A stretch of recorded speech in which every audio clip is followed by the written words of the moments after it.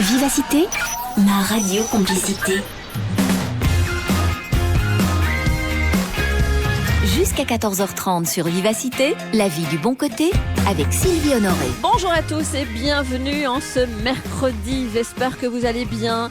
Et moi, je sais pas vous, mais je trouve que ça sent de plus en plus le printemps. C'est ça, sent le printemps un petit peu partout avec les arbres qui fleurissent. Moi, j'adore ces couleurs rosées sur les arbres.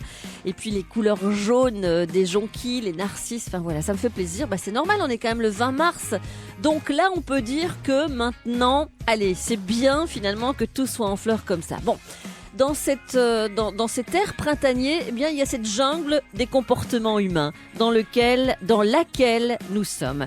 La jungle des comportements humains, c'est un livre qui nous permettra de nous défaire des fausses croyances qui ont été programmées au cours de notre enfance et qui nuisent à nos relations et à notre réussite. C'est déjà son 4e ouvrage. Pascal Piquet nous aide à comprendre les mécanismes de l'anxiété, du burn-out, de la dépression pour nous permettre d'en sortir. Elle nous permet aussi de découvrir, comme personne ne nous l'a jamais expliqué, peut-être parce qu'elle est cache dans ce qu'elle enseigne, pourquoi on souffre et sur quoi reposent nos échecs autant professionnels que personnels. Et c'est vrai que notre vision de nous-mêmes et des autres changera radicalement. C'est ce qu'elle espère, ce qui nous permettra de mettre en place des stratégies gagnantes. Bref, quels sont les enseignements de ce livre ? Bien, j'ai des notes. J'ai des notes qui vont vous permettre d'en savoir un petit peu plus. On va surtout parler aujourd'hui du domaine professionnel. Donc j'ai plein de questions à vous poser sur ce que vous vivez comme complications, comme difficultés dans le domaine professionnel. Et vous allez peut-être vous reconnaître dans certains comportements. 070 23 33 23, SMS 30 63 si vous souhaitez intervenir. La vie du bon côté. Avec Pascal Piquet, donc qui a fait de la route pour venir jusqu'ici. Merci Pascal. C'est toujours un plaisir. Je salue la Belgique. Oui. Et les clients que j'ai en Belgique également et mes lecteurs. Et moi j'ai une bonne nouvelle. Vous êtes là aujourd'hui, mais vous serez là surtout aussi jeudi prochain. Oui. Pour le café de la vie du bon côté. Eh oui, cette fois-ci je ne me déguiserai pas en Darth Vader. J'ai d'autres surprises pour vous, mais ça va gifler. Ah, ça va gifler. En général, avec vous c'est comme ça. C'est sûr que ça secoue. On ne s'endort pas. Nous serons à Namur et je vous donnerai tous les renseignements sur le café de la vie du bon côté à Namur. Faudra pas tarder pour les inscriptions parce qu'il y a déjà pas mal de places retenues, en sachant que cette année-ci, en tout cas en ce moment-ci, on va parler de ce moment-ci, elle n'est pas comme chaque année pour plusieurs dates en Belgique, donc il faut pas la manquer. Voilà, Pascal Piquet, auteur et conférencière, auteur de ce livre aussi très connu, Le syndrome de Tarzan. Alors, dans ce livre, c'est sûr que vous partez de plusieurs évidences, Pascal. Quel que soit notre statut, nous sommes tous égaux face au défi de gérer notre vie de la meilleure façon qui soit. C'est vrai qu'on a parfois l'impression que chez les autres, ça va mieux. Faut se méfier des imitations. Voilà, on ne voit que ce qui nous inspire et encore ce qui nous arrange peut-être. Vous savez de quoi vous causez après 2 dépressions, après un burn-out, pour avoir surmonté aussi tous les obstacles dressés sur votre route. Vous avez trouvé le chemin de la sérénité. Et ce que vous dites presque à chaque page, c'est si moi j'ai pu le faire, je vais vous apprendre comment vous allez le faire. Oui, parce que je n'ai rien de plus que qui que ce soit. C'est ce qu'il faut comprendre. On a tendance à croire que ceux qui réussissent ce genre de choses ont des capacités surhumaines. Et comme je m'amuse à le dire, je ne suis pas une extraterrestre. Je suis juste une terrestre extra. Donc, j'ai les mêmes qualités que n'importe qui. Simplement, j'ai trouvé le chemin toute seule et je suis un bon guide aujourd'hui pour ceux qui veulent s'en sortir aussi. Donc, faut partir de la base. Toujours. Et vous avez barboté dans le même monde de difficultés. Vous le dites d'ailleurs, j'ai barboté dans ce monde de fausses croyances. J'ai adopté le principe de aimer, c'est souffrir. Je dois faire des compromis, je dois faire des sacrifices, je dois faire des On ne peut pas tout avoir dans la vie, donc on ne peut pas avoir le bon conjoint et le bon job. Oui. On a le bon job et pas le bon conjoint. Il va falloir on choisir. L'accepte. C'est ça, voilà. Tu ne peux pas tout avoir. Faux, ce qui est absolument faux. Tu auras le retour de la médaille, voilà. Ça aussi. Oui. Mais oui, tout ça, ce sont des fausses croyances, effectivement. Et d'ailleurs, je suis une anomalie de la nature si elles sont réelles parce que j'ai tout. J'ai tout, ma chère. Et vous dites aussi que je vais vous donner des consignes de sécurité. Et si vous respectez ces consignes, Vous allez vous en sortir. Tout à fait. Ça commence par choisir le bon job. Ouais, On se jette sur n'importe quoi. Moi-même, j'ai eu beaucoup de pression. À 18 ans, il fallait absolument que je choisisse un job. Absolument. Mais j'avais aucune espèce d'idée. Tous les jobs que je voulais, c'était pas possible. Donc, du coup, je me suis retrouvée les bras ballants à n'avoir aucune idée. Et puis, je voulais être psychologue, Sylvie. Ça va peut-être vous surprendre, mais j'ai pas voulu que mes parents payent tant d'années d'études. Donc, du coup, déboussolée, désespérée, j'ai fait ce que ma mère m'a dit de faire, un BTS de secrétaire de direction. Ouais. Et là, c'est là que ça part mal parce qu'il faut faire au moins une chose dans laquelle on est à l'aise. Et puis, j'ai barboté dans ce métier-là. J'attirais autant de fous dans ma vie professionnelle que dans ma vie privée. Ce sont de mauvaises programmations aussi. Je vous rappelle que les programmations sont de votre conception jusqu'à aujourd'hui. Les gens qui vous ont encadré et les événements malheureux qui vous sont arrivés vous ont donné une mauvaise perception de vous-même et du monde. Donc, du coup, on fonctionne là-dessus, d'où les fausses croyances. Ce sont tous des mots sur lesquels vous allez revenir. Absolument. Parce que vous en parlez dans votre livre. Les programmations, les croyances, la dépendance affective. On a quand même la spécialiste ici à nos côtés. Les principaux ennemis au moral. La solitude. Mais moi, j'ai envie déjà de leur demander, puisqu'on est dans le domaine professionnel et c'est surtout sur ça que vous avez tablé votre livre, de demander à nos auditeurs s'ils sont effrayés à l'idée de devoir changer d'emploi, par exemple. S'ils sont bien dans leur vie aujourd'hui. Dans quel profil type, sur la façon dont ils perçoivent aussi leur travail se retrouvent-ils? Est-ce qu'ils sont dans un boulot qui comment est-ce qu'on dit, qui simplement remplit les caisses, quoi, remplit il y a les boulots patients. deux situations qui sont assez caractéristiques dans le domaine professionnel. C'est premièrement l'entretien d'embauche, bien sûr. On en a parlé hier, ça. Et comment réussir oralement. J'ai vu ça absolument sur le site. Et la deuxième, c'est demander une augmentation. Ah, oui, ça c'est souvent. Alors ça, si ça touche pas qui que ce soit dans les auditeurs auditrices, là, je serais bien surprise. Bon, donc venez nous dire peut-être si vous avez des projets, tiens, dans le cadre d'une demande d'augmentation ou d'un changement d'emploi. 070 23 33 23. SMS 30 63. Vous l'avez compris. Si vous vivez des difficultés au travail, écoutez encore un petit peu plus la radio, montez le volume, parce que c'est à vous que s'adresse cette émission aujourd'hui. La vie du bon côté sur Vivacité. Avec Pascal Piquet, auteur de son dernier livre, qui ne sera pas le dernier, hein. On va dire le dernier du moment. La jungle des comportements humains. Pour en sortir, suivez le guide. Alors c'est vrai que si vous êtes dans un domaine professionnel qui vous pose des problèmes, venez peut-être réfléchir avec nous autour de ces questions. D'où vient votre insécurité, votre mal-être au travail? Est-ce que vous savez lui donner un nom? Est-ce que vous savez le résumer en quelques mots? Que ce soit en tant qu'employé, que ce soit en tant que dirigeant, hein. Encore une fois, on ne parle pas, on s'adresse pas qu'à ceux qui sont dirigés. Il y a aussi des dirigeants qui sont insécures, qui sont en malaise, en mal-être au travail. Justement, la question, c'est parce que vos 3 livres que j'ai lus jusqu'à présent tournent autour quand même des choix amoureux. On est quand même dans une relation plus amoureuse. Là maintenant, c'est vraiment un objectif, une envie, c'est d'être dans le domaine professionnel. Oui, c'est une réorientation. J'en avais assez de parler de cœur, amour et sentiment, comment j'ai failli tuer mes 2 conjoints, comment je suis tombée dans l'alcool, tout ça, j'en avais assez. Et puis, on retrouve quand même Tarzan en fond, hein, sur la page de couverture avec le mot jungle. C'est effectivement les comportements humains en dépendance, parce que la dépendance ne frappe pas uniquement dans la vie privée et sociale, elle frappe aussi dans la vie professionnelle. Et donc, souvenez-vous, mesdames et messieurs, la dépendance affective, c'est le manque de confiance et d'estime. Donc, certains ont une grande confiance dans leur vie privée et aucune dans leur vie professionnelle, et vice-versa, une grande confiance dans leur vie professionnelle et aucune dans leur vie privée. Donc l'objectif est de comprendre pourquoi je vis des inconforts, qu'est-ce qui se passe. Parce qu'un inconfort, c'est un message du subconscient pour signaler qu'on n'est pas à la bonne place, que quelque chose est en train de clocher. Là. C'est un petit système d'alarme. Si on n'écoute pas cet inconfort, ça va donner de l'anxiété. Si on n'écoute pas cette anxiété, ça va donner du burn-out. Le burn-out, c'est l'épuisement professionnel versus la dépression, qui est un épuisement plus social et privé dû à une rupture. Donc, c'est vraiment de commencer à être alerté. Pourquoi je vis de l'inconfort? Est-ce que c'est normal de vivre de l'inconfort? Non.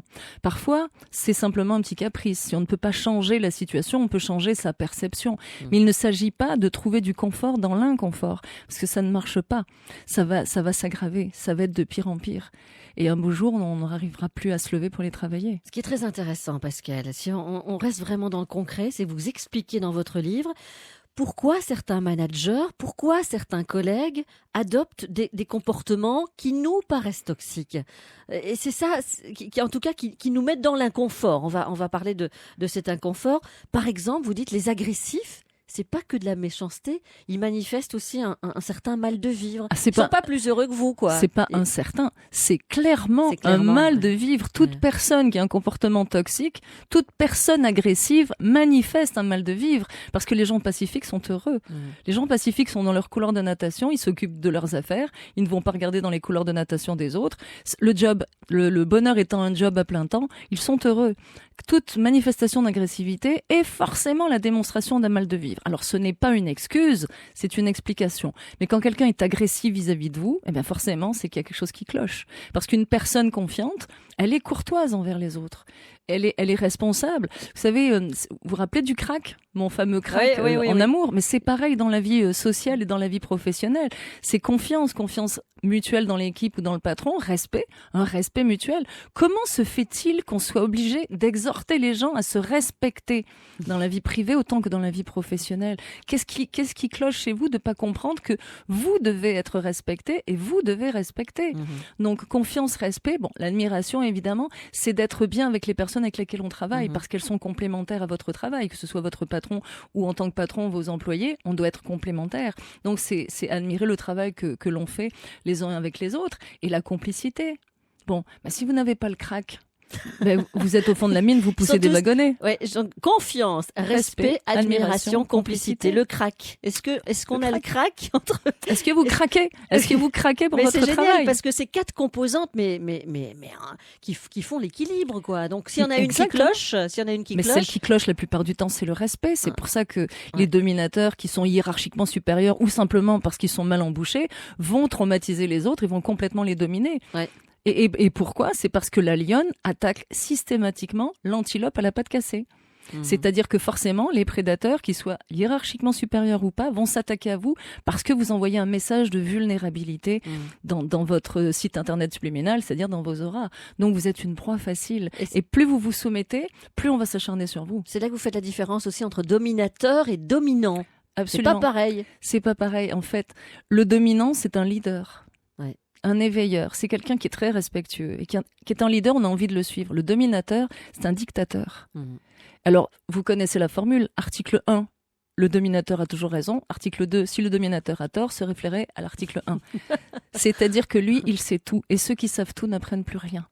Et le dominateur sait tout et ne peut en aucun cas laisser menacer son pouvoir par quelque savoir que ce soit. Donc, si jamais vous manifestez la moindre intelligence qui lui serait supérieure, vous allez être laminé.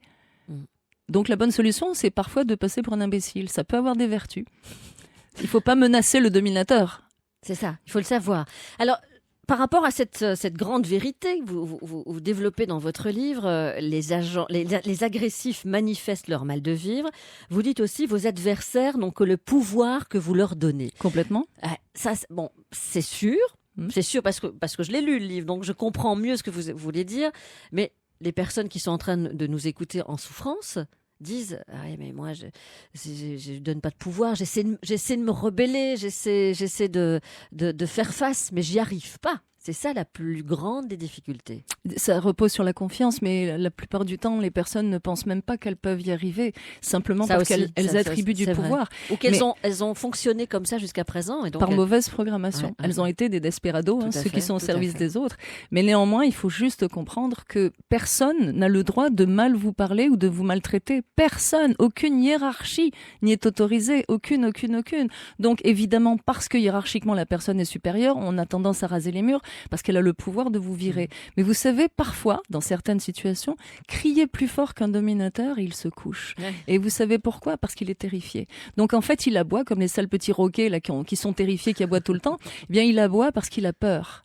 Tout simplement. Vous dites aussi ça dans votre livre, ceux qui montrent les dents à un moment donné, ceux qui osent montrer les dents obtiennent enfin du respect. Mais il faut savoir le faire. Donc j'ai envie vraiment aujourd'hui de demander à nos auditeurs si à un moment donné ils ont osé montrer les dents, s'ils ont osé adopter une attitude différente, s'ils ont fonctionné dans un système qui les mettait en inconfort, mal, voilà, et qu'à un moment donné ils ont quand même eu le courage d'affronter la personne en face d'elle parce qu'elles se sont C'est plus du mise courage. plus en confiance. Elles sont poussées à bout. Oui, c'est ça. Ouais, Elles sont poussées à bout et ouais. soudain, elles réalisent qu'en face, ça plie.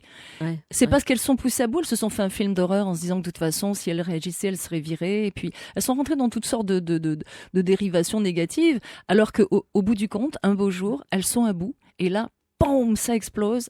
Et elles ont la surprise de voir le supérieur hiérarchique ou le mal embouché qui s'aplatit. Bon, je veux des exemples. Je veux des exemples dans les auditeurs. Je veux peut-être qu'il y a des personnes qui vont venir nous dire qu'elles n'y arrivent plus, hein, qu'elles sont en mal-être. Il y a un risque. profond. Il y a un risque avec ça, c'est que quand on est au bout du rouleau et qu'on éclate, on peut être viré. Ça, là, il y a toujours un risque. Ça aussi.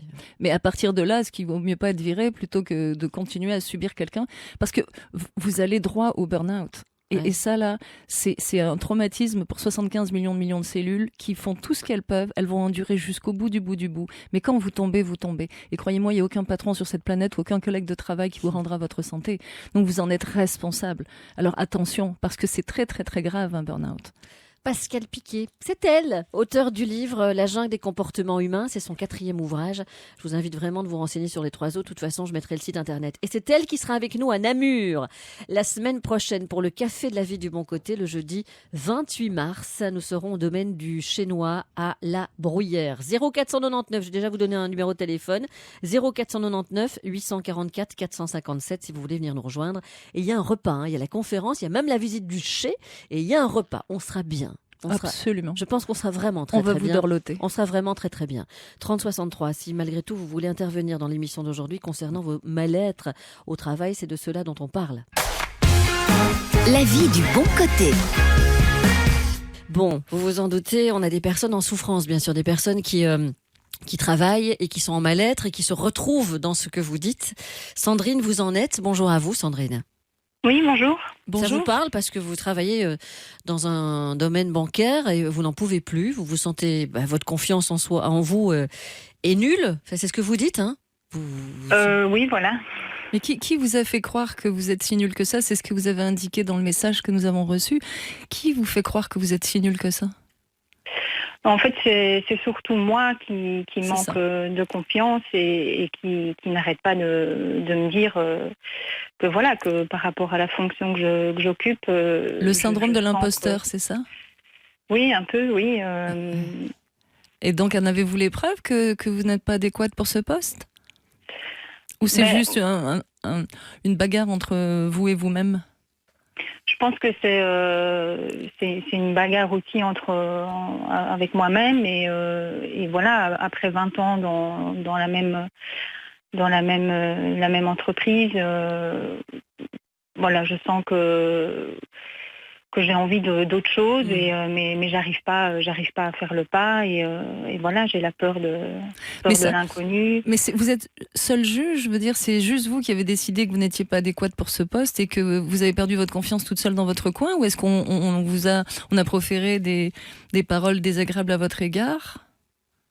Non, on n'a pas forcément proféré des paroles. On m'a quand même fait comprendre, oui, que voilà, qu'il fallait quand même que je m'investisse un peu plus et parce que sinon la place allait être pour quelqu'un d'autre. Est-ce que ce travail Donc, vous passionne?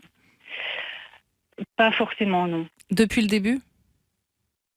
Oh, oui, ça fait déjà un certain temps, oui, que ça ne me passionne pas et voilà.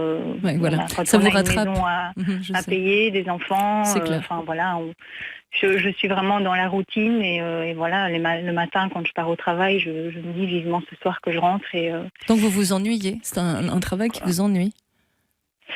oui, parce que qui m'ennuie, non, tant que j'ai du travail, tout se passe bien et bon, par moments je sens que il y a des choses dont je suis pas capable de faire et donc c'est délégué à d'autres personnes et donc je me retrouve un peu Sandrine. à m'ennuyer quand même. Sandrine, pour que tout le monde s'y retrouve dans votre témoignage, hein, Sandrine fait partie d'un profil que vous citez dans votre livre, Pascal. Vous rappelez peut-être les trois, profils? oui, parce qu'il y a 3 façons de voir le job. En fait, il y a le job où on a envie de vomir avant d'y aller, ça c'est pas recommandé. Il y a le job qu'on fait facilement, mais qui est pas un job de passion, mais on le fait facilement, ça paye des factures. Et il y a le job de passion. Donc vous vous situez dans quoi là? J'imagine dans le job 1 où c'est le job où vous avez envie de vomir avant d'y aller tellement c'est épouvantable, ou dans le job 2 que vous faites facilement mais sans passion et puis ça va juste payer les factures. Entre les deux, maintenant, de là à dire que ça me fait vomir, non. Plutôt le 2, oui, plutôt le 2.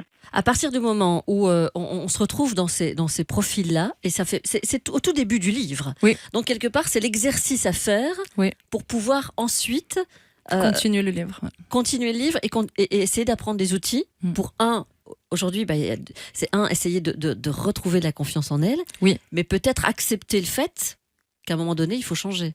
C'est ça, Accepter, mais ça part de la c'est oser. confiance. C'est Oui. accepter, c'est oser. Ça part de la confiance. J'ai beaucoup de personnes qui m'appellent, qui vont en coaching avec moi parce qu'elles sont dans une situation professionnelle qui n'est plus du tout épanouissante ou qui ne l'a jamais été.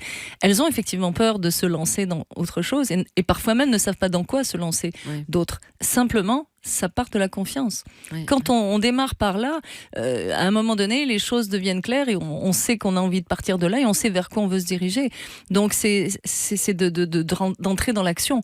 Oui. Donc, en comprenant que il y a un fait établi, madame, c'est que vous n'êtes pas heureuse dans ce travail, ça c'est clair, Ouais. et que vous êtes en train d'émousser, je dirais, votre confiance. Faites attention parce que quand elle sera complètement émoussée, vous n'aurez plus d'élan pour repartir ou rebondir.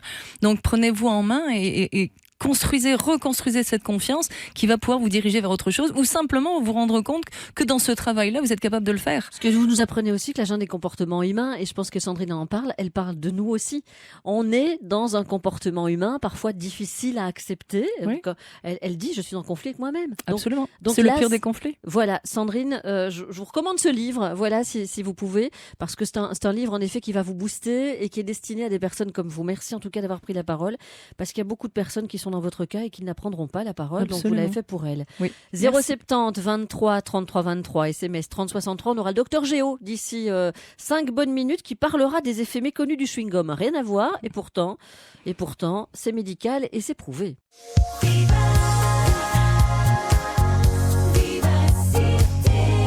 Et alors, on a entendu le témoignage de Sandrine il y a quelques instants qui reflète peut-être ce que Oui, certains... je pense qu'il y a beaucoup de gens qui sont Je pris vois. entre deux eaux comme ça, Absolument. où ils souffrent pas assez pour s'en aller, mais en même temps, ils sont pas heureux du tout et ça devient un calvaire d'aller à ce travail tous les Tout jours à et fait. puis ça va s'aggraver et c'est ça le pire. C'est Tout que à fait, mais j'en vois beaucoup des messages comme ça. Mais alors, dans votre livre, justement, quand on s'est qualifié de tel ou tel profil, parce qu'il y en a 3, hein. Bon, moi c'est clairement le 3e, bien sûr, mais des personnes qui sont en souffrance pour aller Donc le travailler. premier job, c'est celui qu'on déteste. Moi, Ouais. j'ai connu ça. On a envie de vomir avant d'y aller. Ça, Ouais. j'ai connu. Le deuxième, c'est un job qu'on fait facilement. C'est pas transcendant, mais on le fait facilement. Ça paye des factures et surtout, ça paye des loisirs à côté.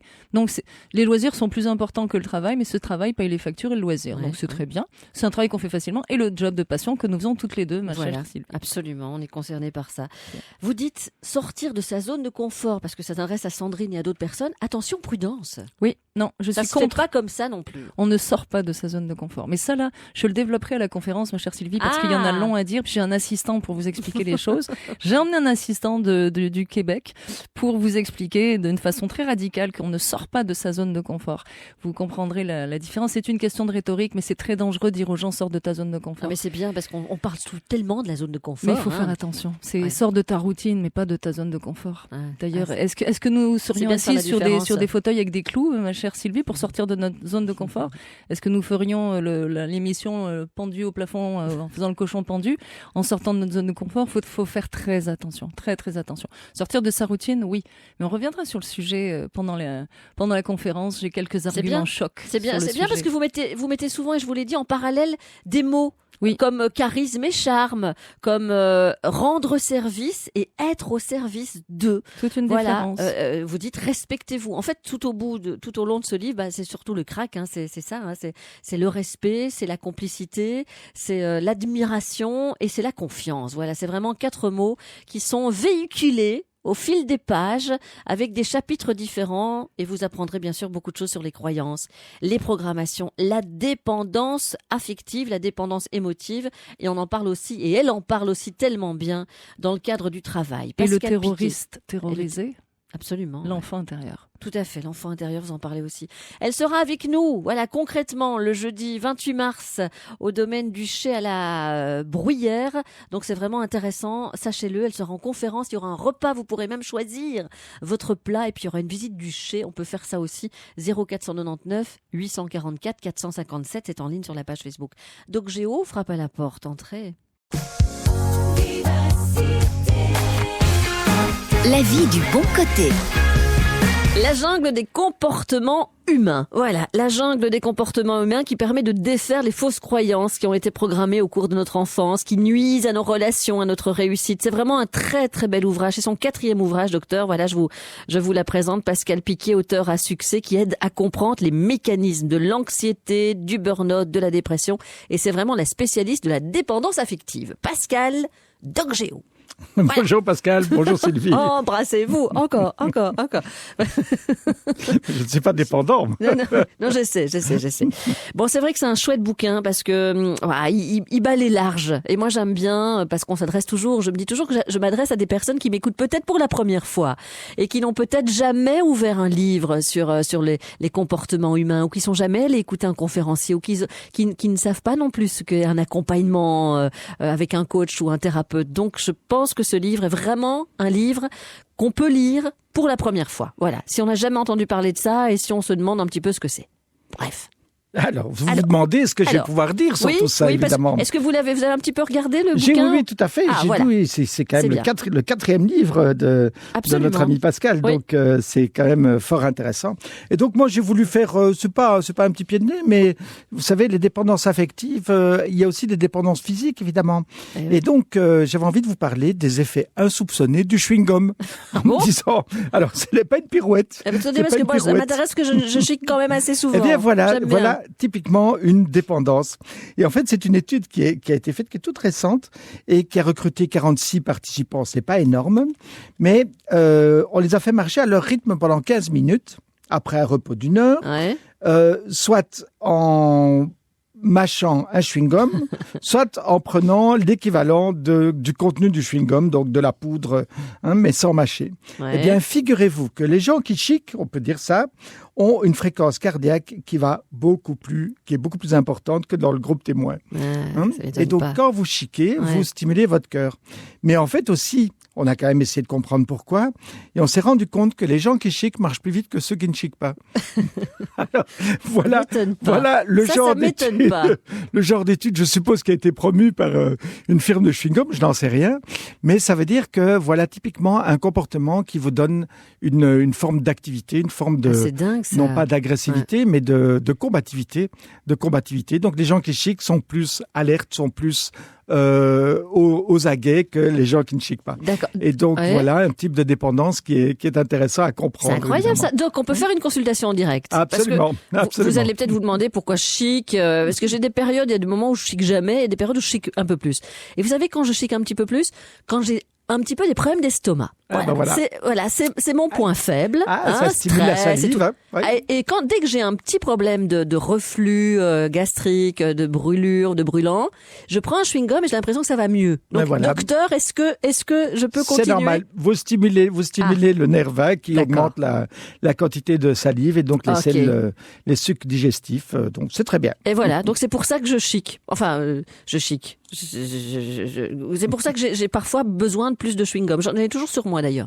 Comme ça, je me dis, ça fait puis dépendance affective. Ouais, on va dire ça. Je vous laisse, Sylvie. Mais écoutez, je vais lui parler maintenant à mon chewing-gum en disant mon chéri, hein. Comme ça. Pas de problème. Je ne suis pas jaloux. Allez-y. Bon voilà, une petite chic là-dessus, docteur. Une petite chic. Allez. Merci beaucoup. Les effets méconnus du chewing-gum, c'est fait. On passera à autre chose demain. On va parler bien sûr toujours de ce livre, La jungle des comportements humains avec Pascal après le flash de 14h. Et demain, nous conjuguerons lecture et plaisir. Ce sera un autre livre que je vous présenterai. À demain, Doc. À demain, Sylvie. Jusqu'à 14h30 sur Vivacité, la vie du bon côté avec Sylvie Honoré. Avec Pascal Piquet, ce que j'aime avant tout dans sa personnalité, c'est son côté cash. Voilà.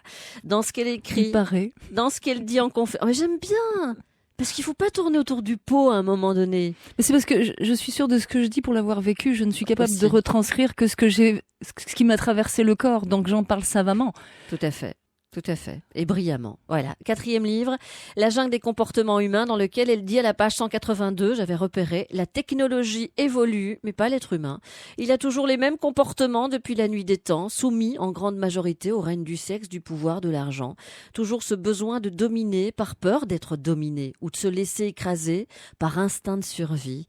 Pour les dominants, le sexe, le pouvoir et l'argent ne sont pas des arguments. Courir après le sexe, c'est être dépendant. Après l'argent, c'est être corrompu. Après le pouvoir, c'est penser en manquer. Enfin bref, ça résume pas tout parce qu'il y a tellement de choses différentes que vous dites dans ce livre. On en a déjà parlé dans l'heure d'avant. Vous dites les gens heureux ne jugent pas ni ne critiquent. Quand vous refusez toute situation, ne vous exposez pas à avoir des émotions et des paroles négatives. Alors c'est vrai que tout à l'heure je vous l'ai fait dire aussi, il y a certaines grandes généralités qui reviennent dans votre livre et moi ça me touche, ça me parle et je pense que c'est vraiment très très important de le savoir. Il faut comprendre pourquoi certains managers ou collègues adoptent des comportements toxiques, vous en parlez. Les agressifs manifestent leur mal de vivre, il faut le savoir. Vos adversaires n'ont que le pouvoir que vous leur donnez, c'est important aussi de le savoir. Ah oui, vous dites écraser ou se laisser écraser devient la seule stratégie reposant sur un seul élément, la peur.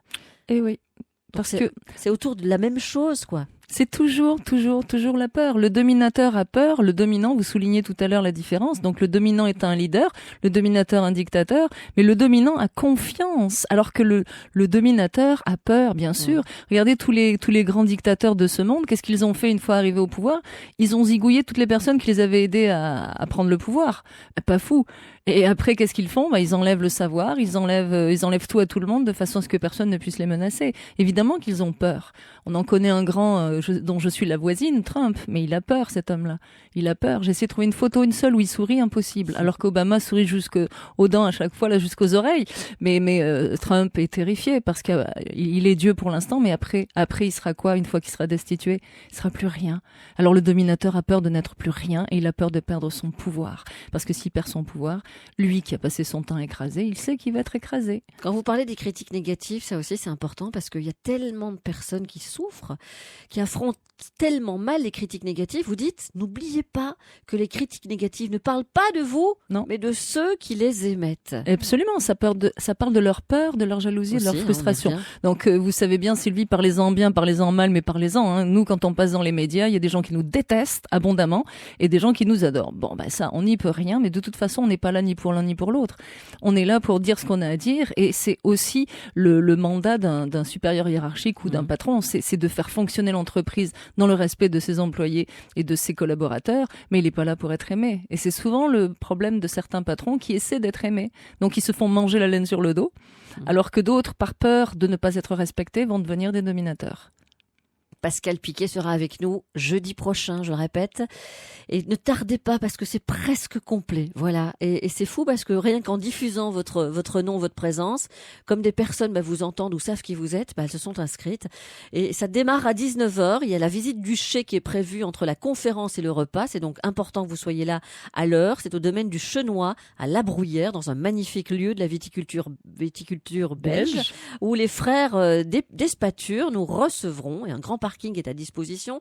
Des menus sont à disposition. Voilà, donc c'est vraiment un beau moment qu'on va passer ensemble. Le livre sera vendu sur place. Ah oui, vous faites bien de le dire. Le livre sera vendu sur place et vous aurez la chance de me parler si c'est une chance pour vous. Je serai là, je soupe avec vous les amis. Et moi aussi. Et voilà, toutes les deux pour le prix d'une. C'est ça qui est génial. Et moi, ce que j'adore aussi, c'est de vous rencontrer. Et c'est pour ça que je fais ce genre de café de la vie du bon côté.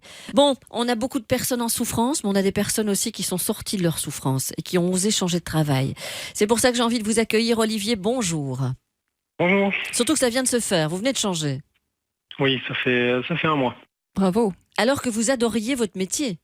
Absolument. J'adorais ce que je faisais depuis plus de 18 ans dans une compagnie d'assurance. Et mais je m'y retrouvais plus du tout. Et le gros problème, c'est que j'avais vraiment un sentiment d'abandon de la part de mon management où on m'a fait qu'on m'a laissé un peu même pas dans une voie de garage parce que j'avais développé pas mal de choses par moi-même, sauf que mon management ne s'intéressait pas à ce que je faisais et donc partait du principe que je ne faisais rien étant donné qu'il ne s'intéressait pas. Donc voilà, j'étais apprécié par mes collègues, j'adorais ce que je faisais, sauf que je ne m'y retrouvais plus. Donc il y a un an, je me suis mis dans la tête de vouloir changer et bizarrement, à partir du moment où je me suis mis en tête de vouloir changer, il m'a quand même fallu un mois pour refaire mon CV parce que ça faisait quand même 18 ans que je l'avais pas refait, donc il était un peu désuet. Et une fois que je l'ai eu fait, une fois que je l'ai eu fini, bizarrement, il y a vraiment tous les voyants sont mis au vert et j'étais déjà dans un état d'esprit de recherche et de tourner la page, mais ça a été super difficile de quitter justement ce milieu qui était pérenne en plus, hein, donc faut bien le dire. Et là, bizarrement, des offres d'emploi se sont offertes à moi et puis alors que j'avais bien prévenu mon management en disant que si jamais rien ne se passait dans 5-6 mois, je partirais. Ah oui. Je partirais carrément. Donc et 5-6 mois plus tard, toujours rien. Et puis bizarrement, alignement des planètes, un chasseur de tête. Et Un chasseur de tête, ah ouais. Oh. ouais, directement ils sont venus me débaucher par rapport même pile poil avec ce que je faisais. Mais je me souviens encore d'avoir signé mon contrat la main tremblait parce que c'est vraiment abandonner tout ce qu'on connaissait pour plonger dans l'inconnu mais par contre ça fait un bien fou quoi. Ça fait un bien fou dans le sens où on se remet en question. J'ai vraiment l'impression de réutiliser mon cerveau, en fait. Ouais, c'est bon d'entendre ça, Olivier. Et tant pis pour ceux qui vous ont laissé partir. Mais vous savez, ça, c'est la métaphore du vilain petit canard. Vous étiez un vilain petit canard dans cette entreprise-là. Et là, vous êtes un cygne. C'est-à-dire qu'on s'est rendu compte que vous aviez une valeur. Et là, vous pouvez donner la pleine mesure de votre intelligence. Bravo. Comme quoi, hein, on hésite, mais vous savez quoi ? L'univers se sert parfois des imbéciles pour nous flécher le parcours. C'est-à-dire qu'on se retrouve avec un imbécile. Et quand je dis imbécile, c'est affectueux. On se retrouve avec un imbécile qui nous empêche d'avancer. Ça nous oblige à partir. Et du coup, bravo monsieur, vous avez trouvé un job qui vous plaît. Et je remercie après l'imbécile. Hein. Mais c'est vrai que mais c'est pas toujours facile tout de suite. Parce non, je comprends, mais bravo monsieur, bravo. Mais là, on entend qu'Olivier, il a pu passer le cap. Il se demande pourquoi il l'a pas fait plus tôt. Hein, parce que 18 ans, voilà. Il aimait son travail, donc quelque part il le dit, mais il n'a pas prononcé le mot reconnaissance, mais on l'a bien entendu, c'était ça aussi. Comment créer, vous le dites dans votre livre, Pascal, les meilleures conditions pour les employés, 3 mots, reconnaissance, affection, protection. Oui, mais alors pas sous cet aspect-là, parce qu'on s'entend que dans l'environnement professionnel, ça devient d'autres mots, c'est encouragement. Ah oui, c'est vrai. Encouragement, environnement et encadrement. Et encadrement. Exactement, donc c'est ça. C'est ça. Donc dans les relations, quelles qu'elles soient, c'est reconnaissance, affection, protection. Et dans le travail, encadrement, encouragement, environnement. Et voilà, si vous donnez ça à vos employés, messieurs et madame les patrons, eh bien vous aurez des employés qui seront heureux de travailler chez vous. En fait, savez-vous, Sylvie, qu'un dominateur va écraser pour arriver au pouvoir. Mais il ne sait pas gérer. Il ne sait pas gouverner. Alors qu'un dominant est parfaitement capable de gérer. Mais il est incapable, ça n'est pas dans ses valeurs, d'écraser pour arriver au pouvoir.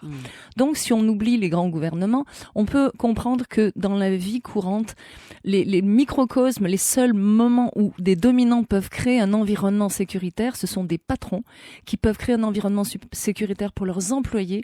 Et qu'est-ce qui va se produire ? Leurs employés vont être performants et l'entreprise va être épanouie. Vous avez bien fait d'aller au Québec, vous, hein ? Mais est-ce que c'est difficile de comprendre ça ? Que si on tape sur la tête des employés et qu'on les presse comme des citrons, on n'en obtient rien, alors qu'on obtient une loyauté d'employés qui sont heureux de travailler là. Donc on va créer un mini-environnement qui va être propice à la sécurité et dans lequel les employés seront heureux. Regardez un peu quand vous entendez parler les gens, Sylvie, qu'est-ce qu'ils vont vous dire ? Ah, je m'amuse beaucoup. C'est la première chose, moi j'écoute partout, là, dans le train, dans les avions, j'écoute les conversations. Pas par curiosité malsaine, mais parce que j'aime les gens. Et donc ils vont dire ça, ah ouais, j'ai un super job, qu'est-ce qu'on s'amuse, ils sont sympas, on est bien traités. Est-ce qu'on dit, on a les moyens technologiques, on a ça ? Très rarement. Oui, ils vont le reconnaître après. Mais en premier plan, qu'est-ce qui va venir ? On s'amuse, on est une équipe sympa, on est respecté, on nous respecte, tout simplement. Donc, mesdames et messieurs les patrons, c'est la solution. Arrêtez de taper sur la tête des employés. Bon, on va continuer à les écouter. De toute façon, on les lit, les messages reçus par SMS, des messages comme Sandrine. On veut d'autres messages comme Olivier, bien sûr, de personnes qui ont osé quitter leur travail. Puis j'aime bien quand il dit, c'est à partir du moment où j'ai lâché prise dans ma tête que les voyants verts se sont mis à clignoter. Ou quoi. qui ont été mis à la porte. Parce que moi, je me rappelle mon premier job au Québec. Je croyais que j'avais laissé tous les fous en France. Mon premier job au Québec, j'étais tombée sur une folle.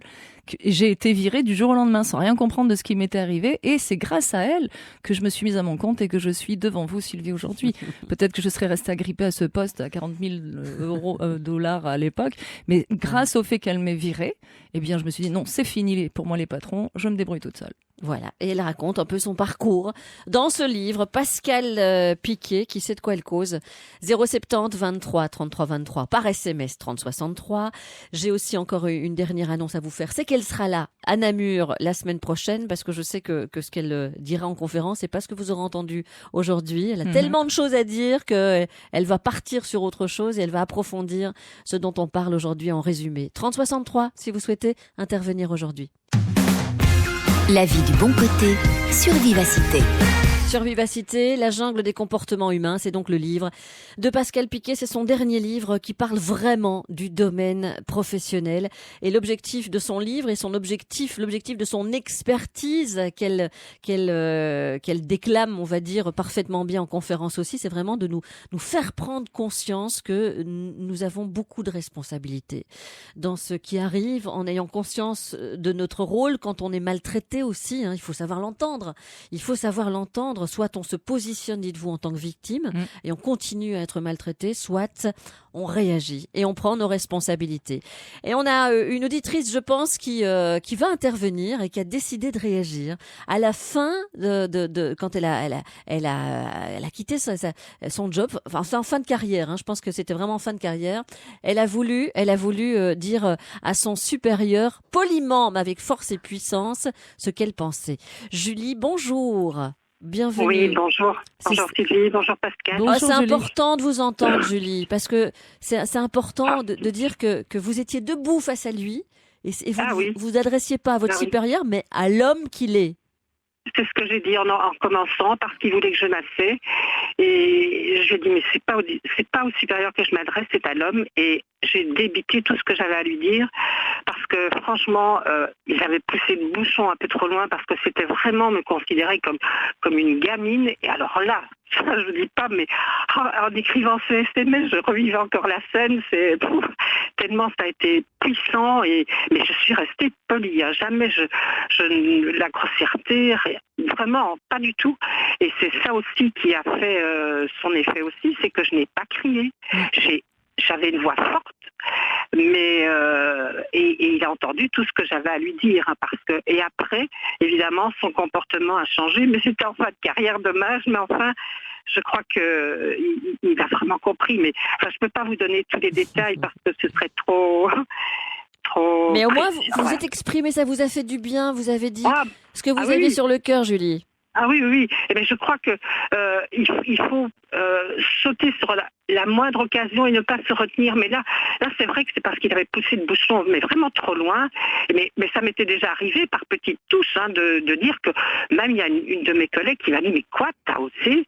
Je dis, écoute, t'as entendu comment? Je dis, mais c'est pas possible, quoi. On peut pas supporter ça. Et alors, mais 2-3 petites touches comme ça, mais dans les années qui ont précédé, parce que franchement, on n'est pas des paillassons, quoi. Comme vous disiez, il y a le respect. Et là, c'était pas du tout ça. Et comme vous dites, c'est un peu un mini Trump, quoi. Mais en tout cas, vous l'avez dit, vous êtes resté debout. Mais elle aurait pu le dire plus tôt. C'est ça qui est intéressant, Julie. Vous auriez pu le dire plus tôt, ce qui fait qu'il y a d'autres personnes qui nous écoutent. Et oui, vous avez raison. À partir du moment où on reste courtois, on peut hausser le ton pour se faire entendre. Mais le fait de rester debout aussi vous donne plus de puissance. Et puis ça, vous savez, les chanteurs ou les acteurs, on apprend à respirer là. Puis il faut que ça parte des tripes. Et du coup, comme vous avez été poli, il a été assommé. En fait, il a été assommé. Vous l'avez neutralisé et obligé à écouter ce que vous aviez à dire. Et ben c'est magnifique. Et il y a sûrement des gens qui se demandent s'ils ne devraient pas faire la même chose. Mais mesdames et messieurs, à partir du moment où vous êtes polis, vous avez le droit de dire quand quelqu'un vous maltraite. Il y a personne sur cette planète qui a le droit de vous maltraiter. Personne.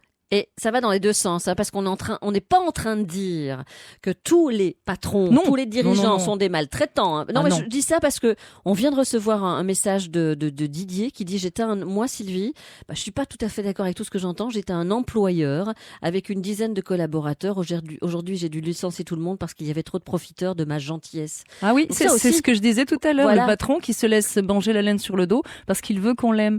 On n'est pas là pour se faire aimer. On est là pour que l'entreprise fonctionne dans la loyauté et dans le respect. Mais c'est vrai que des patrons se laissent manger la laine sur le dos parce qu'ils sont tellement gentils que ils tombent sur des employés qui vont en profiter. Ça va dans les deux sens. Et je trouve que votre livre va dans tous les sens parce que Absolument. qu'on soit patron, qu'on soit leader, qu'on soit dirigeant d'entreprise, de grandes entreprises, de petites entreprises, on se retrouve parce qu'encore une fois, ça passe par des mots qu'on a tous besoin d'entendre. Respect, confiance en Admiration. soi, estime de soi, admiration, enfin voilà, et non-dépendance. Donc ça aussi, c'est une notion extrêmement importante. On y reviendra, tiens, dans un instant.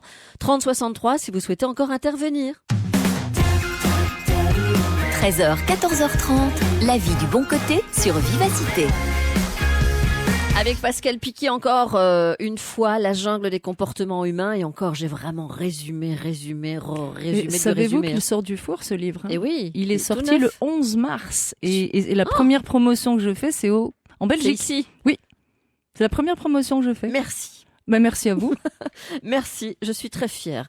Alors, j'aimerais encore parler de ça. Quand vous parlez de l'effet des vases communicants, vous dites, et je trouve ça important, parce qu'il y a tellement de personnes qui veulent exceller en tout, et vous dites, donnez-vous le droit de ne pas exceller partout. Tout à fait. Parce que des personnes sont en souffrance par rapport à elles-mêmes, par rapport à ce qu'elles ont l'impression qu'on attend d'elles, parce qu'elles se doivent d'exceller partout. Croyance, bien sûr, Oui. au niveau de l'enfance et tout. Vous dites aussi, il y a des vases communicants, donc il y a parfois des moments où ce sera tel vase communicant qui sera C'est les quatre sera pneus, plein. les vases Oui, les quatre communicants. pneus. Les quatre pneus que Alors vous ça, c'est découvrirez bien en aussi. conférence, là, les quatre pneus. Pour tenir la route. Il y a 4 pneus essentiels pour l'équilibre, Ouais. pour tenir la route. Elle le développera en conférence, c'est Tout bien, à comme fait. ça on tease. Oui. Et elle dit, gare aux pneus dégonflés, voire Sortie de route. crevés. Et vous serez vite dans le décor ou sur la bande d'arrêt d'urgence si vous ne faites pas attention. Et donc l'image des 4 pneus, comme je l'aime bien, vous la donnerez en effet en conférence. Il y a aussi à retenir que chaque personne est un chef d'entreprise. Oui, c'est vrai. Nous Soyez sommes votre tous- propre chef Nous d'entreprise. sommes tous des chefs d'entreprise Tout à et je fait. le démontrerai, mais nous sommes tous des chefs d'entreprise avec 75 millions d'employés Ouais. que nous maltraitons. Enfin, en tout cas, moi, j'en prends soin. Mais je vous expliquerai comment vous maltraitez vos 75 millions d'employés. D'accord, Et d'accord. vous vous plaignez d'être maltraité vous-même. Il faudrait peut-être regarder dans votre cours. Ce qui m'a aussi interpellée en me disant, c'est vrai Sylvie, parfois tu es fatiguée et donc vous dites les principaux ennemis au moral, La fatigue, la fatigue, l'ennui, et les 3, hormones. pour nous les femmes surtout. Ouais. Ah oui, alors mais c'est le discours que j'ai tenu à l'imprimeur du village. Je lui dis oui, mais bon, pour vous les hommes, les hormones, ça n'a pas d'impact. Il m'a dit si, je peux te dire que quand ma femme est dans cette situation-là, ça a un impact sur moi. Donc ça a un impact sur les hommes aussi. Voilà, c'est les principaux ennemis au moral, la fatigue, l'ennui pour nous les femmes, syndrome prémenstruel, préménopause. Les hommes. Voilà, vous parlez aussi de la solitude. C'est pas la solitude qui tue, c'est la peur de la solitude. On aurait pu Absolument. faire une émission rien que là-dessus. Oui. C'est important parce Oui. que parfois des personnes se sentent seules, isolées. Et voilà, ce chapitre est important. Et elles le sont, certaines le sont, Ouais. Mm. absolument. Surtout quand on est mis à l'écart dans une structure professionnelle où d'un seul coup vous êtes l'antilope à la patte cassée, que tout le monde s'en prend à vous, vous devenez la tête de Turc. Mais en fait, on est dans une garderie géante, ma chère Sylvie. 98% de la population n'a pas grandi. Donc on assiste à une foire d'empoigne comme quand on était gamin. Il y a les dominateurs et ceux qui rasent les murs et ceux qui suivent les dominateurs, l'effet de meute. Hein. Mais on se retrouve dans des situations identiques dans la vie professionnelle. Mais parfois, on a envie de demander aux gens, mais t'as quel âge ?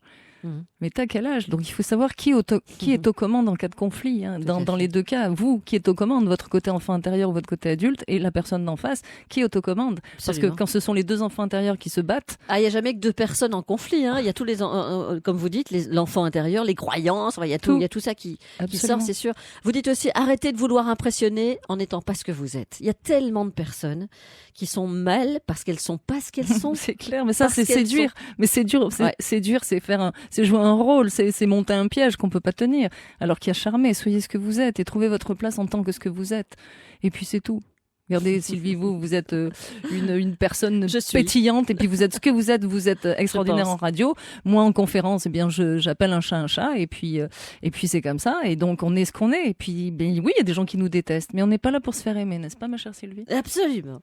Ma chère Pascale, en tout cas, moi, je vous ai beaucoup aimé ici. Je vous ai beaucoup aimé dans mon lit, en lecture, parce que c'est là que je lis. Je suis le premier auteur qui a fait une vidéo pour me présenter à mon lecteur. C'est vrai. Donc, j'ai deux mots à vous dire. Il y a une page qui vous envoie sur mon site avec un mot de passe pour voir où j'écris. Eh ben, allez-y, parce que je viens de la mettre, la page Facebook. On se voit jeudi prochain. Avec plaisir. Au domaine du Chênois à Namur pour la conférence. Merci de nous avoir suivis. Vous pourrez réécouter l'émission. Allez, retour, c'est maintenant. Tout Vivacité à la demande est sur rtbf.be/ovio. RTBF Ovio, libérez vos envies. Vous êtes si nul que ça? En fait, c'est surtout moi qui manque de confiance et qui n'arrête pas de me dire que voilà, que par rapport à la fonction que j'occupe... Le syndrome de l'imposteur, c'est ça? Oui, un peu, oui. Et donc, en avez-vous les preuves que vous n'êtes pas adéquate pour ce poste? Ou c'est juste une bagarre entre vous et vous-même? Je pense que c'est une bagarre aussi avec moi-même et voilà, après 20 ans dans la même entreprise, voilà, je sens que j'ai envie d'autre chose mais j'arrive pas à faire le pas et voilà, j'ai la peur de l'inconnu. Mais vous êtes seul juge, je veux dire, c'est juste vous qui avez décidé que vous n'étiez pas adéquate pour ce poste et que vous avez perdu votre confiance toute seule dans votre coin, ou est-ce qu'on a proféré des paroles désagréables à votre égard? Non, on n'a pas forcément proféré des paroles. On m'a quand même fait comprendre, oui, que voilà, qu'il fallait quand même que je m'investisse un peu plus et parce que sinon la place allait être pour quelqu'un d'autre. Est-ce que ce travail vous passionne? Pas forcément, non. Depuis le début? Oh, oui, ça fait déjà un certain temps, oui, que ça ne me passionne pas et voilà. Voilà. Quand ça on vous a rattrape. Une maison à payer, des enfants. C'est clair. Voilà. Je suis vraiment dans la routine et voilà, le matin quand je pars au travail, je me dis vivement ce soir que je rentre Donc vous vous ennuyez? C'est un travail qui vous ennuie? Oui, parce que qui m'ennuie, non. Autant que j'ai du travail, tout se passe bien. Et bon, par moments, je sens que il y a des choses dont je suis pas capable de faire et donc c'est délégué à d'autres personnes et donc je me retrouve un peu à m'ennuyer quand même. Sandrine, pour que tout le monde s'y retrouve dans votre témoignage, Sandrine fait partie d'un profil que vous citez dans votre livre, Pascal. Vous rappelez peut-être les profils? Oui, parce qu'il y a 3 façons de voir le job. En fait, il y a le job où on a envie de vomir avant d'y aller. Ça, c'est pas recommandé. Il y a le job qu'on fait facilement, mais qui est pas un job de passion, mais on le fait facilement et ça paye des factures. Et il y a le job de passion. Donc vous vous situez dans quoi, là, j'imagine? Dans le job 1, où c'est le job où vous avez envie de vomir avant d'y aller tellement c'est épouvantable, ou dans le job 2 que vous faites facilement mais sans passion et puis ça va juste payer les factures? Entre les deux, maintenant, de là à dire que ça me fait vomir, non. Plutôt le 2, oui, plutôt le 2. À partir du moment où on se retrouve dans ces profils-là, et c'est au tout début du livre. Oui. Donc quelque part, c'est l'exercice à faire pour pouvoir ensuite continuer le livre. Ouais. Continuer le livre et essayer d'apprendre des outils pour aujourd'hui, c'est essayer de retrouver de la confiance en elle. Oui. Mais peut-être accepter le fait qu'à un moment donné, il faut changer. C'est ça, mais ça part de la confiance. C'est accepter, c'est oser. Ça part de la confiance. J'ai beaucoup de personnes qui m'appellent, qui vont en coaching avec moi parce qu'elles sont dans une situation professionnelle qui n'est plus du tout épanouissante ou qui ne l'a jamais été. Elles ont effectivement peur de se lancer dans autre chose et parfois même ne savent pas dans quoi se lancer. Oui. D'autres, simplement, ça part de la confiance. Oui. Quand on démarre par là, à un moment donné, les choses deviennent claires et on sait qu'on a envie de partir de là et on sait vers quoi on veut se diriger. Donc, c'est d'entrer dans l'action. Ouais. Donc, en comprenant que il y a un fait établi, madame, c'est que vous n'êtes pas heureuse dans ce travail, ça c'est clair, Ouais. et que vous êtes en train d'émousser, je dirais, votre confiance. Faites attention parce que quand elle sera complètement émoussée, vous n'aurez plus d'élan pour repartir ou rebondir. Donc prenez-vous en main et reconstruisez cette confiance qui va pouvoir vous diriger vers autre chose ou simplement vous rendre compte que dans ce travail-là, vous êtes capable de le faire. Parce que vous nous apprenez aussi que la junte des comportements humains, et je pense que Sandrine en parle, elle parle de nous aussi. On est dans un comportement humain parfois difficile à accepter. Oui. Elle dit, je suis en conflit avec moi-même. Donc, Absolument. donc C'est là, le pire des conflits. voilà, Sandrine, je vous recommande ce livre, voilà, si vous pouvez, parce que c'est un livre en effet qui va vous booster et qui est destiné à des personnes comme vous. Merci en tout cas d'avoir pris la parole, parce qu'il y a beaucoup de personnes qui sont dans votre cas et qui n'apprendront pas la parole, donc vous Absolument. l'avez fait pour elles. Oui. 070 23 33 23, SMS 30 63, on aura le docteur Géo d'ici 5 bonnes minutes qui parlera des effets méconnus du chewing-gum. Rien à voir, et pourtant, c'est médical et c'est prouvé.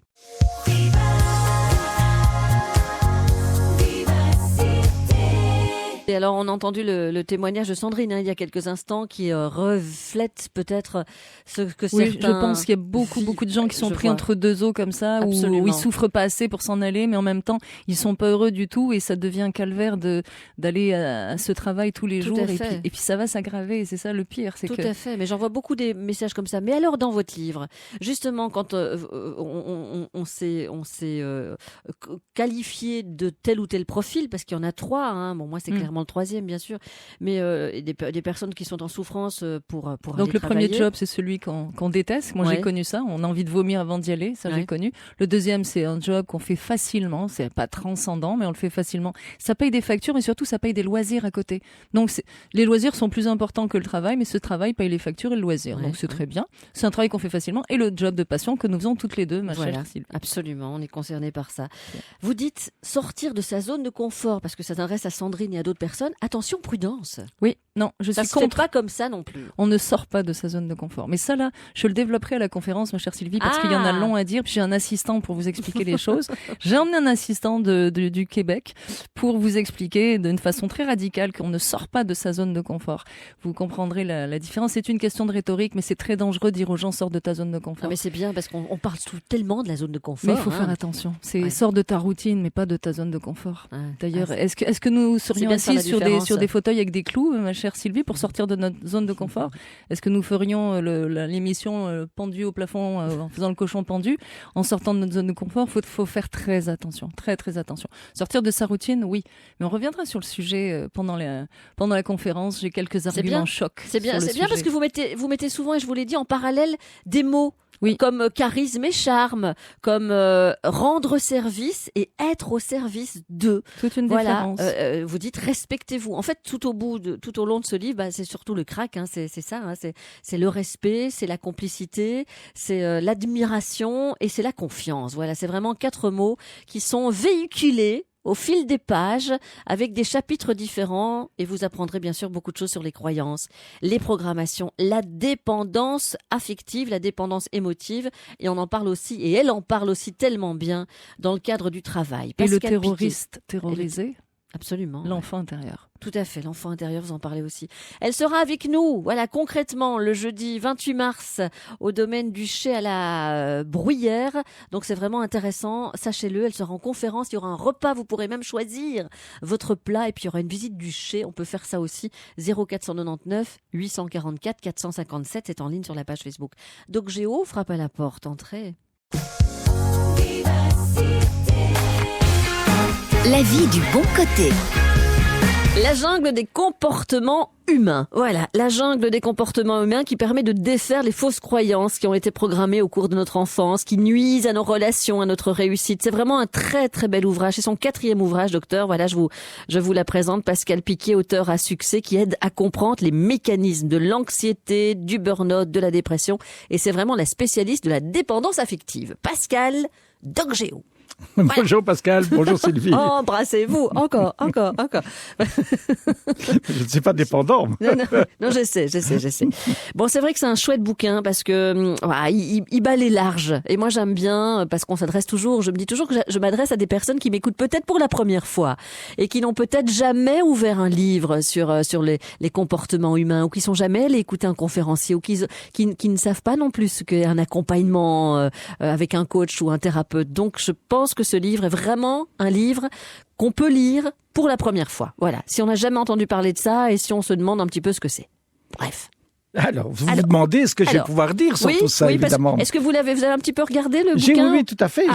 C'est quand même le 4e livre de notre ami Pascal, donc c'est quand même fort intéressant. Et donc moi j'ai voulu faire, c'est pas un petit pied de nez, mais vous savez, les dépendances affectives, il y a aussi des dépendances physiques, évidemment. Et donc j'avais envie de vous parler des effets insoupçonnés du chewing-gum. En me disant, alors ce n'est pas une pirouette. Attendez, parce que moi, ça m'intéresse que je chic quand même assez souvent. Eh bien voilà. Typiquement une dépendance. Et en fait, c'est une étude qui a été faite, qui est toute récente et qui a recruté 46 participants. C'est pas énorme, mais on les a fait marcher à leur rythme pendant 15 minutes, après un repos d'1 heure, soit en mâchant un chewing-gum, soit en prenant l'équivalent du contenu du chewing-gum, donc de la poudre, mais sans mâcher. Eh bien, figurez-vous que les gens qui chiquent, on peut dire ça, ont une fréquence cardiaque qui est beaucoup plus importante que dans le groupe témoin. Et donc, quand vous chiquez, vous stimulez votre cœur. Mais en fait aussi, on a quand même essayé de comprendre pourquoi, et on s'est rendu compte que les gens qui chiquent marchent plus vite que ceux qui ne chiquent pas. Alors, voilà le genre d'étude, je suppose, qui a été promu par une firme de chewing-gum, je n'en sais rien, mais ça veut dire que voilà typiquement un comportement qui vous donne une forme d'activité, une forme de... c'est dingue, ça. Non pas d'agressivité, mais de combativité. Donc les gens qui chiquent sont plus alertes, sont plus aux aguets que les gens qui ne chiquent pas. D'accord. Et donc voilà un type de dépendance qui est intéressant à comprendre. C'est incroyable évidemment. ça. Donc on peut faire une consultation en direct. Absolument. Parce que vous allez peut-être vous demander pourquoi je chique. Parce que j'ai des périodes, il y a des moments où je chique jamais et des périodes où je chique un peu plus. Et vous savez quand je chique un petit peu plus, quand j'ai un petit peu des problèmes d'estomac. C'est mon point faible. Ça stimule la salive. Et dès que j'ai un petit problème de reflux gastrique, de brûlure, de brûlant, je prends un chewing-gum et j'ai l'impression que ça va mieux. Donc, docteur, est-ce que je peux continuer? C'est normal. Vous stimulez le nerf vague qui augmente la quantité de salive et donc les sucs digestifs. Donc c'est très bien. Et voilà. Donc c'est pour ça que je chique. Enfin, je chique. C'est pour ça que j'ai parfois besoin de plus de chewing-gum. J'en ai toujours sur moi d'ailleurs. Comme ça, je me dis, ça fait puis dépendance affective. Ouais, on va dire ça. Je vous laisse, Sylvie. Mais écoutez, je vais lui parler maintenant à mon chewing-gum en disant mon chéri, hein. Comme ça. Pas de problème. Je ne suis pas jaloux. Allez-y. Bon voilà, une petite chic là-dessus, docteur. Une petite chic. Allez. Merci beaucoup. Les effets méconnus du chewing-gum, c'est fait. On passera à autre chose demain. On va parler bien sûr toujours de ce livre, La jungle des comportements humains avec Pascal après le flash de 14h. Et demain, nous conjuguerons lecture et plaisir. Ce sera un autre livre que je vous présenterai. À demain, Doc. À demain, Sylvie. Jusqu'à 14h30 sur Vivacité, la vie du bon côté avec Sylvie Honoré. Avec Pascal Piquet, ce que j'aime avant tout dans sa personnalité, c'est son côté cash. Voilà. Dans ce qu'elle écrit, dans ce qu'elle dit en conférence. J'aime bien. Parce qu'il faut pas tourner autour du pot à un moment donné. Mais c'est parce que je suis sûre de ce que je dis pour l'avoir vécu. Je ne suis capable de retranscrire que ce qui m'a traversé le corps. Donc j'en parle savamment. Tout à fait. Tout à fait. Et brillamment. Voilà. 4e livre, La jungle des comportements humains, dans lequel elle dit à la page 182, j'avais repéré, la technologie évolue, mais pas l'être humain. Il a toujours les mêmes comportements depuis la nuit des temps, soumis en grande majorité au règne du sexe, du pouvoir, de l'argent. Toujours ce besoin de dominer par peur d'être dominé ou de se laisser écraser par instinct de survie. Pour les dominants, le sexe, le pouvoir et l'argent ne sont pas des arguments. Courir après le sexe, c'est être dépendant. Après l'argent, c'est être corrompu. Après le pouvoir, c'est penser en manquer. Enfin bref, ça résume pas tout parce qu'il y a tellement de choses différentes que vous dites dans ce livre. On en a déjà parlé dans l'heure d'avant. Vous dites les gens heureux ne jugent pas ni ne critiquent. Quand vous refusez toute situation, ne vous exposez pas à avoir des émotions et des paroles négatives. Alors c'est vrai que tout à l'heure je vous l'ai fait dire aussi, il y a certaines grandes généralités qui reviennent dans votre livre et moi ça me touche, ça me parle et je pense que c'est vraiment très très important de le savoir. Il faut comprendre pourquoi certains managers ou collègues adoptent des comportements toxiques, vous en parlez. Les agressifs manifestent leur mal de vivre, il faut le savoir. Vos adversaires n'ont que le pouvoir que vous leur donnez, c'est important aussi de le savoir. Ah oui, vous dites écraser ou se laisser écraser devient la seule stratégie reposant sur un seul élément, la peur. Eh oui, parce que c'est autour de la même chose, quoi. C'est toujours la peur. Le dominateur a peur, le dominant, vous soulignez tout à l'heure la différence, donc le dominant est un leader, le dominateur un dictateur, mais le dominant a confiance, alors que le dominateur a peur, bien sûr. Regardez tous les grands dictateurs de ce monde, qu'est-ce qu'ils ont fait une fois arrivés au pouvoir? Ils ont zigouillé toutes les personnes qui les avaient aidés à prendre le pouvoir. Pas fou. Et après, qu'est-ce qu'ils font? Ils enlèvent le savoir, ils enlèvent tout à tout le monde de façon à ce que personne ne puisse les menacer. Évidemment qu'ils ont peur. On en connaît un grand dont je suis la voisine, Trump, mais il a peur, cet homme-là. Il a peur. J'ai essayé de trouver une photo, une seule, où il sourit, impossible. Alors qu'Obama sourit jusqu'aux dents à chaque fois, là, jusqu'aux oreilles. Mais Trump est terrifié parce qu'il est Dieu pour l'instant, mais après, il sera quoi une fois qu'il sera destitué? Il sera plus rien. Alors le dominateur a peur de n'être plus rien et il a peur de perdre son pouvoir. Parce que s'il perd son pouvoir, lui qui a passé son temps écrasé, il sait qu'il va être écrasé. Quand vous parlez des critiques négatives, ça aussi c'est important parce qu'il y a tellement de personnes qui souffrent, qui affrontent tellement mal les critiques négatives. Vous dites, n'oubliez pas que les critiques négatives ne parlent pas de vous, non, mais de ceux qui les émettent. Absolument, ça parle de leur peur, de leur jalousie, aussi, de leur frustration. Donc vous savez bien, Sylvie, parlez-en bien, parlez-en mal, mais parlez-en. Hein. Nous, quand on passe dans les médias, il y a des gens qui nous détestent abondamment et des gens qui nous adorent. Bon, ça, on n'y peut rien, mais de toute façon, on n'est pas là ni pour l'un ni pour l'autre. On est là pour dire ce qu'on a à dire et c'est aussi le mandat d'un supérieur hiérarchique ou d'un patron, c'est de faire fonctionner l'entreprise dans le respect de ses employés et de ses collaborateurs, mais il n'est pas là pour être aimé. Et c'est souvent le problème de certains patrons qui essaient d'être aimés. Donc ils se font manger la laine sur le dos, alors que d'autres, par peur de ne pas être respectés, vont devenir des dominateurs. Pascal Piquet sera avec nous jeudi prochain, je répète. Et ne tardez pas parce que c'est presque complet. Voilà. Et c'est fou parce que rien qu'en diffusant votre nom, votre présence, comme des personnes vous entendent ou savent qui vous êtes, elles se sont inscrites.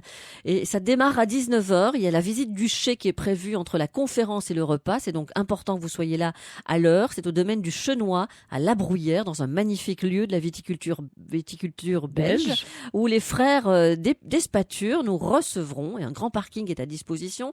Des menus sont à disposition. Voilà, donc c'est vraiment un beau moment qu'on va passer ensemble. Le livre sera vendu sur place. Ah oui, vous faites bien de le dire. Le livre sera vendu sur place et vous aurez la chance de me parler si c'est une chance pour vous. Je serai là, je soupe avec vous les amis. Et moi aussi. Et voilà, toutes les deux pour le prix d'une. C'est ça qui est génial. Et moi, ce que j'adore aussi, c'est de vous rencontrer. Et c'est pour ça que je fais ce genre de café de la vie du bon côté. Bon, on a beaucoup de personnes en souffrance, mais on a des personnes aussi qui sont sorties de leur souffrance et qui ont osé changer de travail. C'est pour ça que j'ai envie de vous accueillir, Olivier. Bonjour. Bonjour. Surtout que ça vient de se faire. Vous venez de changer. Oui, ça fait un mois. Bravo. Alors que vous adoriez votre métier. Absolument. J'adorais ce que je faisais depuis plus de 18 ans dans une compagnie d'assurance. Et mais je ne m'y retrouvais plus du tout. Et le gros problème, c'est que j'avais vraiment un sentiment d'abandon de la part de mon management où on m'a fait qu'on m'a laissé un peu même pas dans une voie de garage parce que j'avais développé pas mal de choses par moi-même, sauf que mon management ne s'intéressait pas à ce que je faisais et donc partait du principe que je ne faisais rien étant donné qu'il ne s'intéressait pas. Donc voilà, j'étais apprécié par mes collègues, j'adorais ce que je faisais, sauf que je ne m'y retrouvais plus. Donc il y a un an, je me suis mis dans la tête de vouloir changer et bizarrement, à partir du moment où je me suis mis en tête de vouloir changer. Il m'a quand même fallu un mois pour refaire mon CV, parce que ça faisait quand même 18 ans que je l'avais pas refait, donc il était un peu désuet. Et une fois que je l'ai eu fait, une fois que je l'ai eu fini, bizarrement, il y a vraiment tous les voyants sont mis au vert, et j'étais déjà dans un état d'esprit de recherche et de tourner la page, mais ça a été super difficile de quitter justement ce milieu qui était pérenne en plus, hein, donc faut bien le dire. Et là, bizarrement, des offres d'emploi se sont offertes à moi, et puis alors que j'avais bien prévenu mon management en disant que si jamais rien ne se passait dans 5-6 mois, je partirais. Ah oui. Je partirais carrément. Donc, et 5-6 mois plus tard, toujours rien. Et puis, bizarrement, alignement des planètes, un chasseur de tête. Et ouais, directement, ils sont venus me débaucher par rapport même pile poil avec ce que je faisais. Mais je me souviens encore d'avoir signé mon contrat, la main tremblait, parce que c'est vraiment abandonner tout ce qu'on connaissait pour plonger, dans l'inconnu. Mais par contre, ça fait un bien fou, quoi. Ça fait un bien fou dans le sens où on se remet en question. J'ai vraiment l'impression de réutiliser mon cerveau, en fait. C'est bon d'entendre ça, Olivier. Et tant pis pour ceux qui vous ont laissé partir. Mais vous savez, ça c'est la métaphore du vilain petit canard. Vous étiez un vilain petit canard dans cette entreprise-là, et là, vous êtes un cygne. C'est-à-dire qu'on s'est rendu compte que vous aviez une valeur, et là, vous pouvez donner la pleine mesure de votre intelligence. Bravo. Comme quoi, hein, on hésite, mais vous savez quoi? L'univers se sert parfois des imbéciles pour nous flécher le parcours. C'est-à-dire qu'on se retrouve avec un imbécile. Et quand je dis imbécile, c'est affectueux. On se retrouve avec un imbécile qui nous empêche d'avancer. Ça nous oblige à partir. Et du coup, bravo monsieur, vous avez trouvé un job qui vous plaît. Et qu'on peut remercier après l'imbécile. Hein. Mais c'est vrai que mais c'est pas toujours facile tout de suite. Parce non, je comprends, mais bravo monsieur, bravo. Mais là, on entend qu'Olivier, il a pu passer le cap. Il se demande pourquoi il l'a pas fait plus tôt. Hein, parce que 18 ans, voilà. Il aimait son travail, donc quelque part il le dit, mais il n'a pas prononcé le mot reconnaissance, mais on l'a bien entendu, c'était ça aussi. Comment créer, vous le dites dans votre livre, Pascal, les meilleures conditions pour les employés? 3 mots, reconnaissance, affection, protection. Oui, mais alors pas sous cet aspect-là, parce qu'on s'entend que dans l'environnement professionnel, ça devient d'autres mots. C'est encouragement. Ah oui, c'est vrai. Encouragement, environnement et encadrement. Encadrement. Exactement, donc c'est ça. C'est ça. Donc dans les relations, quelles qu'elles soient, c'est reconnaissance, affection, protection. Et dans le travail, encadrement, encouragement, environnement. Et voilà, si vous donnez ça à vos employés, messieurs et madame les patrons, eh bien vous aurez des employés qui seront heureux de travailler chez vous. En fait, savez-vous, Sylvie, qu'un dominateur va écraser pour arriver au pouvoir. Mais il ne sait pas gérer. Il ne sait pas gouverner. Alors qu'un dominant est parfaitement capable de gérer. Mais il est incapable, ça n'est pas dans ses valeurs, d'écraser pour arriver au pouvoir. Donc, si on oublie les grands gouvernements, on peut comprendre que dans la vie courante, les microcosmes, les seuls moments où des dominants peuvent créer un environnement sécuritaire, ce sont des patrons qui peuvent créer un environnement sécuritaire pour leurs employés. Et qu'est-ce qui va se produire? Leurs employés vont être performants et l'entreprise va être épanouie. Vous avez bien fait d'aller au Québec, vous, hein? Mais est-ce que c'est difficile de comprendre ça? Que si on tape sur la tête des employés et qu'on les presse comme des citrons, on n'en obtient rien, alors qu'on obtient une loyauté d'employés qui sont heureux de travailler là. Donc, on va créer un mini-environnement qui va être propice à la sécurité et dans lequel les employés seront heureux. Regardez un peu quand vous entendez parler les gens, Sylvie, qu'est-ce qu'ils vont vous dire? Ah, je m'amuse beaucoup. C'est la première chose, moi j'écoute partout, là, dans le train, dans les avions, j'écoute les conversations. Pas par curiosité malsaine, mais parce que j'aime les gens. Et donc ils vont dire ça, ah ouais, j'ai un super job, qu'est-ce qu'on s'amuse, ils sont sympas, on est bien traités.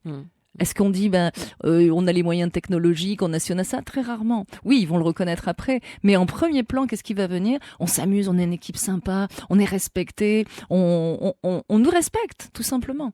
Donc, mesdames et messieurs les patrons, c'est la solution. Arrêtez de taper sur la tête des employés. Bon, On va continuer à les écouter. De toute façon, on les lit, les messages reçus par SMS, des messages comme Sandrine. On veut d'autres messages comme Olivier, bien sûr, de personnes qui ont osé quitter leur travail. Puis j'aime bien quand il dit, c'est à partir du moment où j'ai lâché prise dans ma tête que les voyants verts se sont mis à clignoter. Ou quoi. qui ont été mis à la porte. Parce que moi, je me rappelle mon premier job au Québec. Je croyais que j'avais laissé tous les fous en France. Mon premier job au Québec, j'étais tombée sur une folle.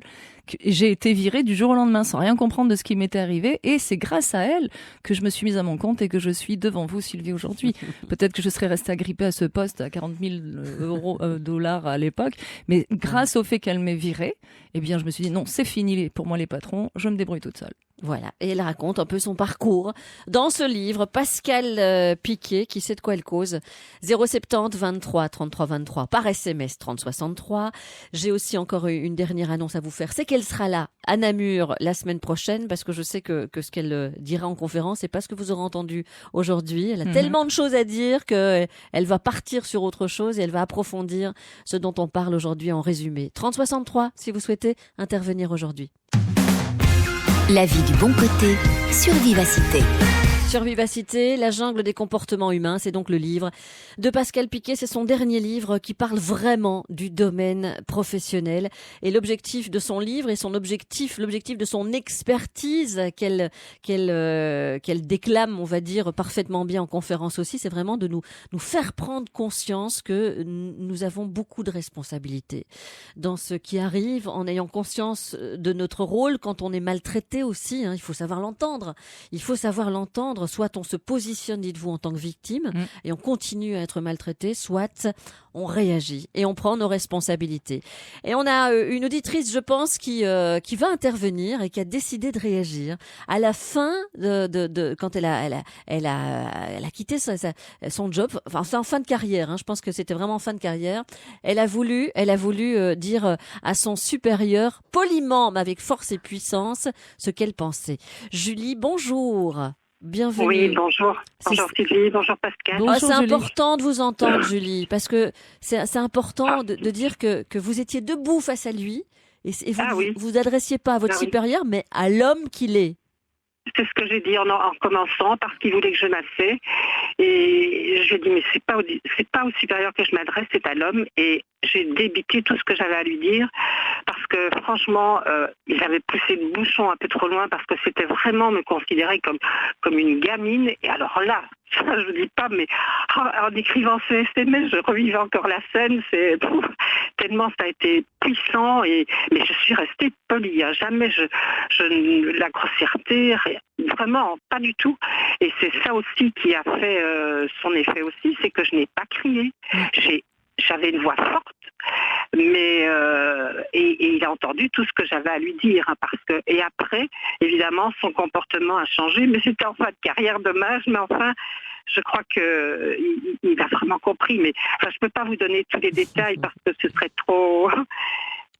Mais au moins, vous êtes exprimé, ça vous a fait du bien, vous avez dit ce que vous aviez sur le cœur, Julie. Ah oui. Eh bien, je crois que il faut sauter sur la moindre occasion et ne pas se retenir. Mais là, c'est vrai que c'est parce qu'il avait poussé le bouchon, mais vraiment trop loin.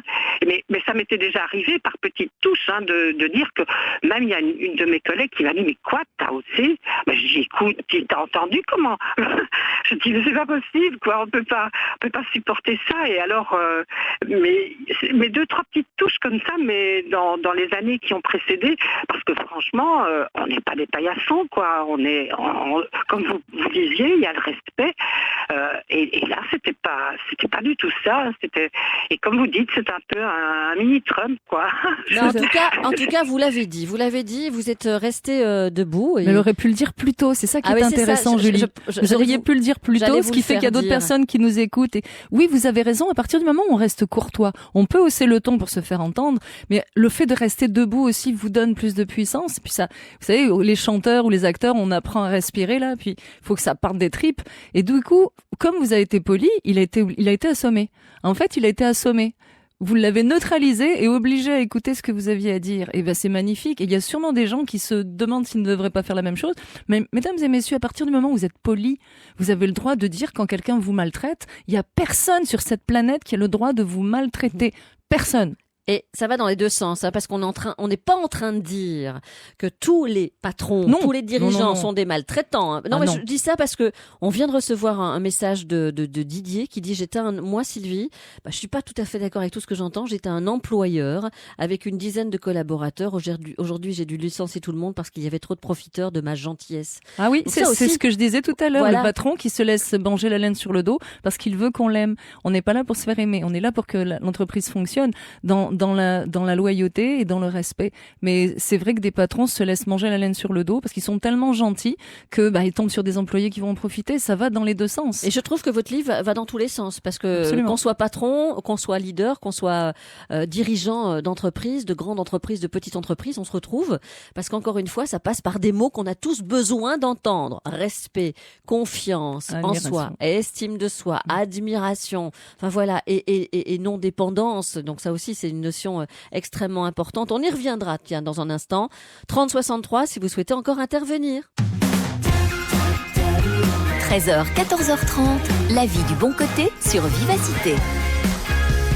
Avec Pascal Piquet, encore une fois, la jungle des comportements humains. Et encore, j'ai vraiment résumé Et de savez-vous résumé. qu'il sort du four, ce livre, hein? Et oui. Il est tout sorti neuf. le 11 mars. Et la première promotion que je fais, c'est en C'est Belgique. ici.